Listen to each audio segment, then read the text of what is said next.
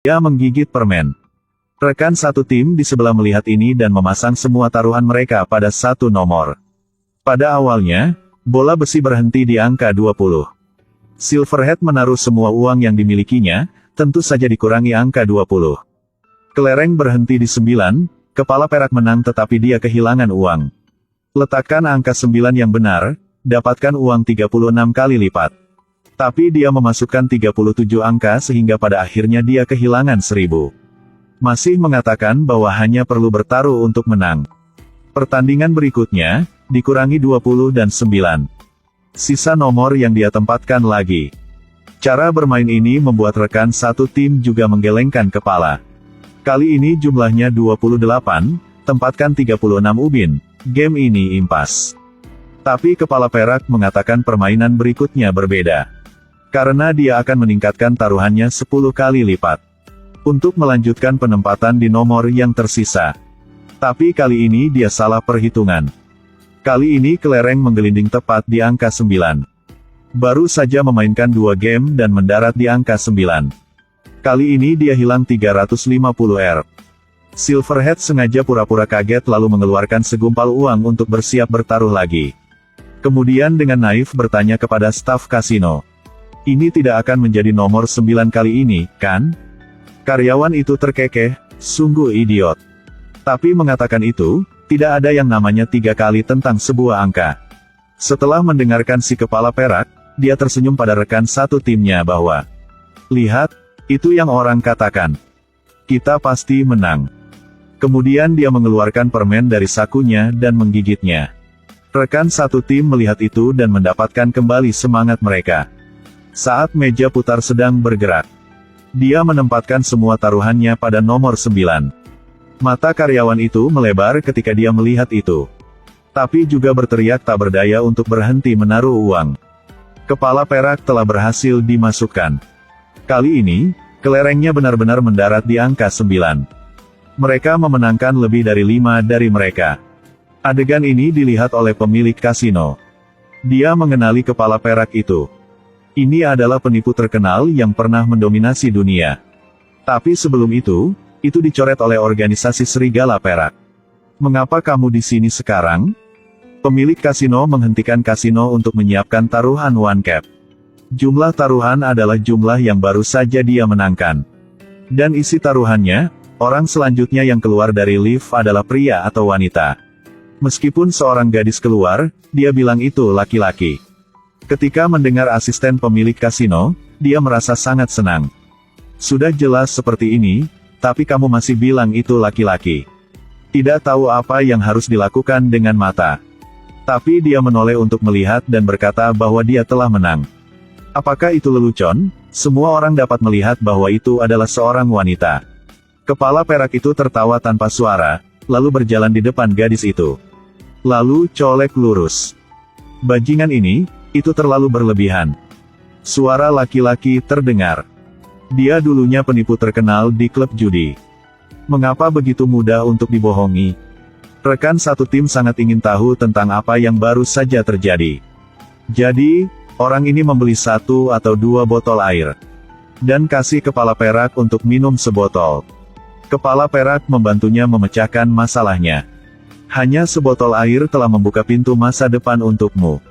Tapi si kepala perak tidak mau menerimanya karena dia sangat lembut. Tidak cocok untuk memasuki industri perjudian. Jadi katakan padanya untuk mengambil uang dan pergi. Suke memiliki 5 juta, tidur di hotel bintang 5. Makan makanan mahal. Bahkan memanggil sekelompok gadis ke rumah, sangat ingin bermain. Tapi dia merasa agak gelisah. Kalau dipikir-pikir, memenangkan uang masih merupakan waktu yang paling menyenangkan. Dia mengeluarkan sebuah chip dengan gambar seorang pria mengenakan kacamata hitam di atasnya. Dia ingin bermain dengannya untuk permainan. Pertandingan untuk menang atau kalah, 1 juta. Setelah mengatakan itu, dia melemparkan chip itu ke punggung tangannya. Katakanlah memilih sisi lain. Tapi pria berkacamata itu tidak mau bermain jadi dia bersiap untuk pergi. Chip yang dibalik adalah wajah utama dan bahkan menyuruhku memakai kacamata. Katakanlah, jika memilih, kau sudah menang. Tapi memakai kacamata mengatakan, Kau belum bisa main dengan saya. Tunggu sampai kau mendapatkan keanggotaan di klub judi. Dia ingin mendapatkan keanggotaan. Pemilik kasino mengatakan kepadanya bahwa ada seseorang di taman yang dapat menemukannya. Dan di tengah jalan, si kepala perak bertemu dengan Suke. Kali ini, dia mengajak Suke pergi bersamanya. Karena kebetulan, penjudi membutuhkan dia untuk membantu saya mendapatkan keanggotaan. Paman ini memikat Suk untuk datang dan memainkan permainan yang sangat spesial dengannya. Satu orang tidak cukup, semakin banyak semakin baik. Paman tidak tahu jika keputusan kehendaknya ini membuat kantong kosong. Lihat penampilan kecil paman ini. Tidak menyangka dia memiliki sebidang tanah sendiri dan banyak pengawal. Kemudian juga beternak 5 hewan spesial. Dia menyuruh kalian berdua untuk mendapatkan 5 kunci di 5 hewan peliharaan itu dalam waktu yang ditentukan. Jika bisa buka tepat waktu, kemudian keluar dari pintu, maka mereka akan bisa mendapatkan 100. Orang di belakang adalah pemberi sertifikasi organisasi perjudian. Permainan akan dimulai di bawah kesaksian publik dari pemberi sertifikasi. Tapi dia tidak siap untuk bermain. Katakan tidak puas dengan karunia ini. Dia tidak butuh uang, dia hanya ingin keanggotaan klub judi orang tua itu. Tapi aneh kalau paman sepertinya sudah tahu niat Uban sebelumnya. Harus setuju untuk status dan juga 100 sebagai jumlah taruhan. Dia pergi untuk memeluk saksi tampak menghargai dan terus berterima kasih padanya. Lalu beri dia pena. Rambut Uban memberi Supoke. Mana itu beritahu saya. Tujuannya adalah untuk memberi isyarat agar dia mengenakan pakaiannya. Batas waktu dalam 2 jam. Saat permainan dimulai, mereka bertemu dengan seorang pria bersenjata. Keduanya tidak mengatakan apa-apa, tetapi dia segera melepaskan tembakan. Peluru itu menyerempet wajah Suke. Suke menyentuh wajahnya untuk mengetahui bahwa itu adalah peluru sungguhan. Mereka buru-buru bersembunyi di hutan. Orang-orang bersenjata mulai mengejar. Ketika mereka lolos dari serangan, rambut perak menganalisis itu. Ternyata hewan yang dibicarakan orang tua itu adalah manusia. Rambut perak diturunkan untuk memikat hewan. Mengatakan bahwa dia menang akan mendapat bonus ratusan juta. Dapat dibagi rata di antara mereka semua. Tapi hewan itu memberinya peluru. Kemudian, Sukie berdiri di sudut dan bergegas keluar, menyebabkan hewan itu tersangkut di pohon. Kemudian ambil pistol, melucuti senjata dan mendapatkan kunci pertama. 1 jam 19 menit lagi. Paman dengan saksi-saksi memberitahu hewan peliharaannya tentang lokasi mangsa. Tapi semua ditransmisikan ke pena ini. Seekor hewan peliharaan mendengar suara di dalam ruangan. Tapi di dalamnya ada rekaman telepon. Dia tahu dia telah ditipu. Begitu keluar, langsung dipukul dan jatuh. Setelah mendapatkan kunci kedua, mereka segera menemukan kawat baja.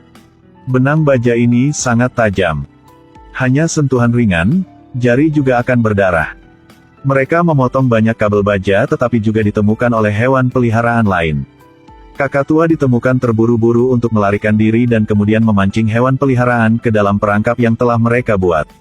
Benang baja tajam memotong kaki hewan peliharaan. Mereka mendapat 2 kunci lagi.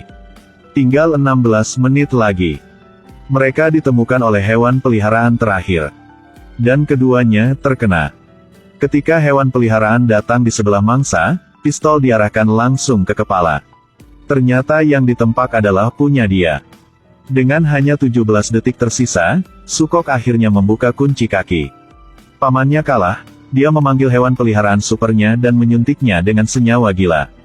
Dosis obat membuatnya menjadi pengganggu dengan kamera di kepalanya. Jika berakting di film negara lain, mungkin akan menjadi bintang film yang menarik perhatian para gadis. Target monster itu bukanlah para gadis. Bisa meninju hewan peliharaan dengan 1 pukulan. Melompat seperti memiliki pegas di bawah kaki. Ia bahkan bisa menghindari peluru. Itu adalah senjata kemanusiaan ini, putra paman itu. Itu juga mahakarya terbaik yang telah diteliti paman. Tapi sayang kepala anaknya agak tumpul. Ada juga batasan untuk kekuatan tempur. Ketika hanya dapat aktif selama 15 menit, akan tidur lagi. Tapi itu cukup untuk